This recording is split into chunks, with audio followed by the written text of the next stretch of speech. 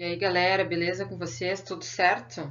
Então vamos para a segunda parte da nossa videoaula de química sobre soluções químicas. Espero que a primeira parte vocês tenham conseguido aprender e aproveitar bastante. Agora a gente vai falar sobre a preparação de uma solução de NaCl, lembrando que NaCl é o sal de cozinha, em água. O que de fato acontece ali no copo, né, ou no becker que a gente está preparando essa solução? Então, ali, assim, ó, as ligações de hidrogênio da água, elas têm que ser quebradas para acontecer a mistura, né, a solução. Então, o NaCl, então, se dissocia, separa, né, em íons de Na+, e Cl-.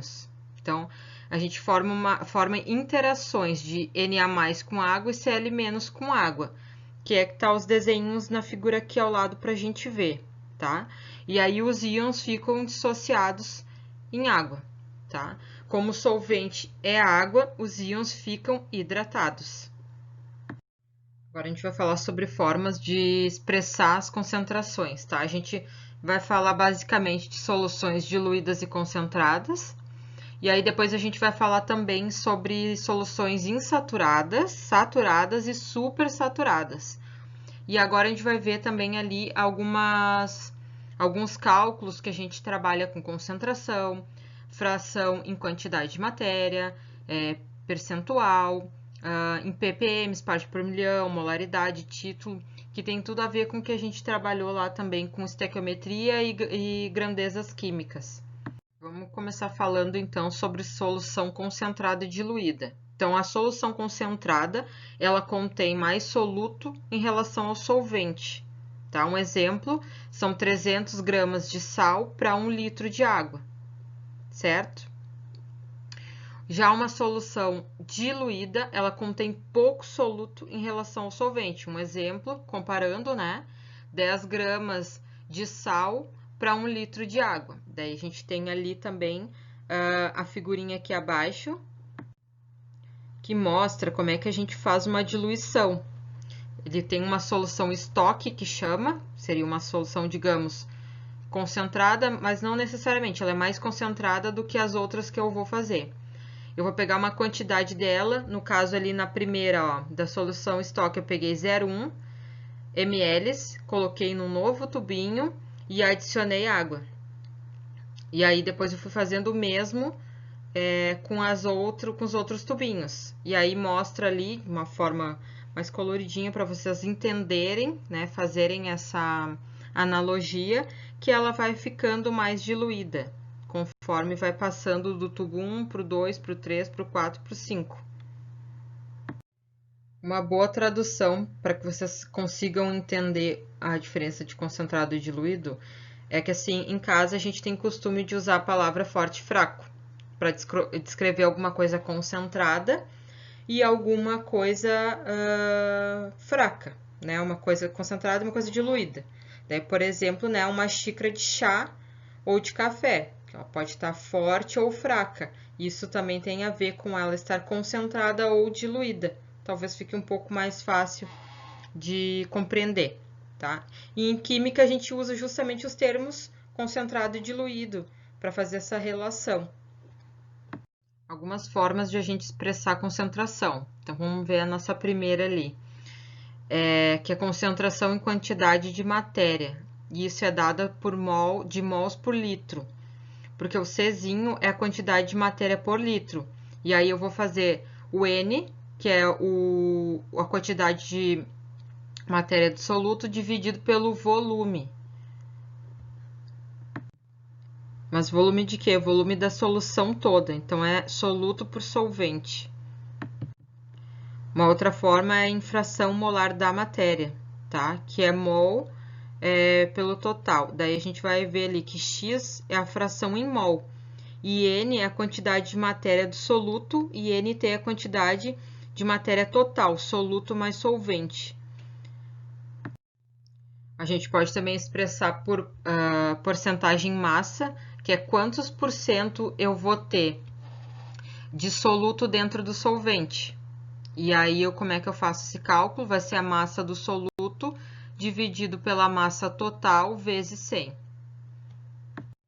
A gente tem também a molaridade, tá? Ela é dada em mols por quilogramas na menos 1, tá? E como é que eu calculo a molaridade? Eu divido a quantidade de matéria dissoluto, que é N, a gente já aprendeu a calcular N quando trabalhou com estequiometria, pela massa do solvente em quilogramas, e aí a gente tem a molaridade. Eu sei que parece meio abstrato esse monte de formulinhas, mas na sequência a gente vai fazer exercícios e aí vai ficar mais claro, bem mais fácil de compreender. Então, quando a gente está falando sobre diluição, então frequentemente a gente tem que preparar uma nova solução menos concentrada a partir de uma solução estoque, que nem a gente viu lá nos tubinhos, né? Eu vou preparar uma nova solução pegando uma pequena alíquota do tubinho inicial da solução estoque, que é uma concentrada, e vou diluindo ela. Então, para diluir essa solução, basta adicionar mais solvente, ou seja, eu vou pegar um pouquinho da minha solução estoque e vou adicionar, por exemplo, mais água. Então, o volume da solução vai aumentar, mas a quantidade em mols permanece a mesma coisa. E aí a gente usa essa formulinha que nós falamos agora há pouco,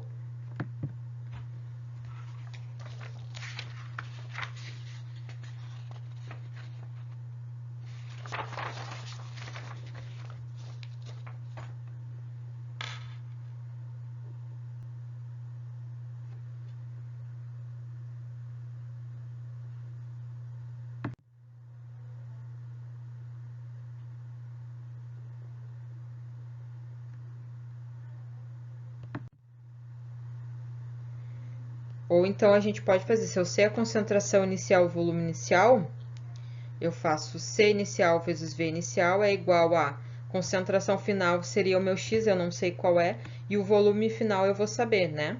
E aí eu consigo descobrir que concentração passou a ter a minha solução. Um exemplo prático de para que a gente precisa saber. Quando a gente prepara uma solução em laboratório, muitas vezes eu tenho que saber com certeza qual é a concentração daquela solução que eu estou preparando. Então, eu tenho que fazer um título para ter certeza que o meu cálculo está correto, está tudo certinho, fiz minha diluição lá correta. Eu faço uma titulação, que a gente vai ver agora.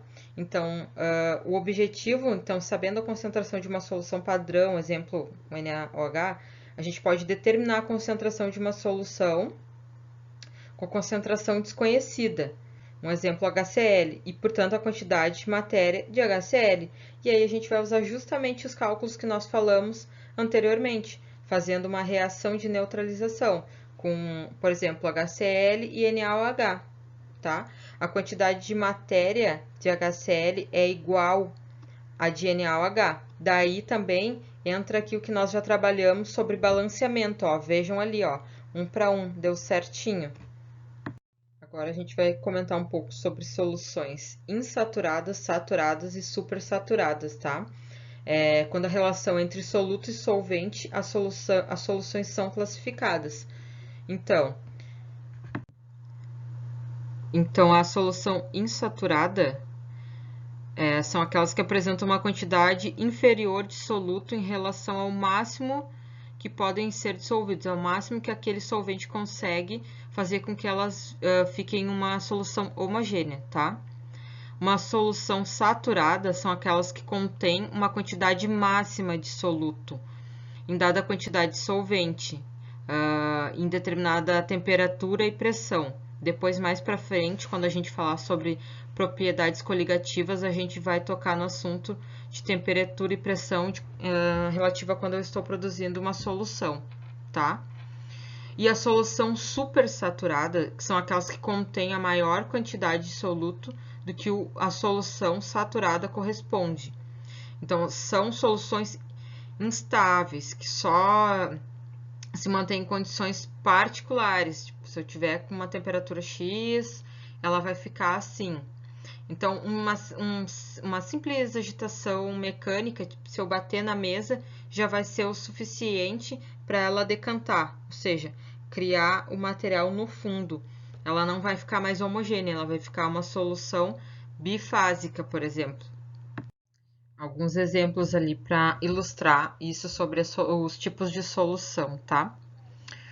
Então, aí ele dá o exemplo ali. O que acontece quando a gente coloca 200 gramas de NaCl, ou seja, sal de cozinha, né? Em 1 litro de água a 0 graus. Ela se transforma numa solução insaturada. Ou seja, ela aguentaria se colocasse mais soluto. No caso aqui, a água solvente, porque tem maior quantidade. Lembra que nós falamos disso? E o NaCl é o soluto, tem menor quantidade. Numa solução saturada, ele colocou 357 gramas de NaCl para 1 litro de água a 0 graus. Ou seja, ela ainda é uma solução homogênea, mas se colocar mais soluto, daí já não vai conseguir ficar homogênea. Daí vai acontecer o que acontece no recipiente 3 ali, que fala do 400 gramas, que coloca 400 gramas de NaCl para 1 litro de água a 0 graus. É uma solução saturada com corpo no fundo, ou seja, tem o excesso de NaCl precipitado no fundo. Agora vamos ver o que acontece com a solução supersaturada. Ó, ela estava no slide anterior, 400 gramas de NaCl em 1 litro de água a 0 graus Celsius. Ela estava com precipitado no fundo. Fazendo o aquecimento, esse triângulo aqui com a setinha vermelha representa aquecimento. Eu passei essa mesma solução de 1 litro de água para 25 graus Celsius. E aí o que aconteceu? Eu tenho uma solução agora homogênea, tá? Porque entrou temperatura, influenciou. E aí depois vou baixar de novo a temperatura de 0 graus Celsius. E aí o que acontece? A solução permanece homogênea. Mesmo a solução sendo supersaturada e estando com a concentração final tá acima, né? Ele permanece uma solução supersaturada. Por que vocês acham que isso acontece? Fica o desafio para vocês. Espero que vocês me respondam nos comentários. Por que vocês acham que nesse recipiente 3, apesar de ser uma solução supersaturada, ela não precipita mais?